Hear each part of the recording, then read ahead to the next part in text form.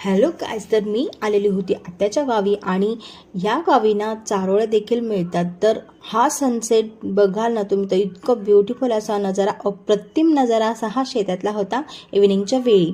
तर मग आम्ही ना गेलो शेतात फिरायला आणि तिथे स्पेशली आम्ही गेलेलो होतो चारोळ्याचं झाड बघायला आणि चारोळ्या देखील आणायच्या होत्या.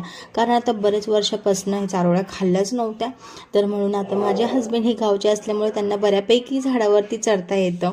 तर ते चढले आणि भरपूर साऱ्या अशा चारोळ्या आम्ही एकठ्ठ्या केल्या. आणि ह्या चारोळ्या बऱ्याच लोकांना माहीत देखील नसेल किंवा माहिती असेल, तर याला इकडे बेदाणे वगैरे असं म्हणतात, खिरीत वगैरे टाकतात.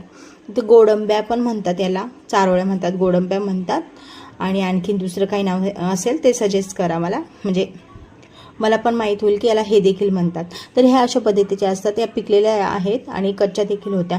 तर या पिकलेल्या ना खाल्ल्या ना, तर मग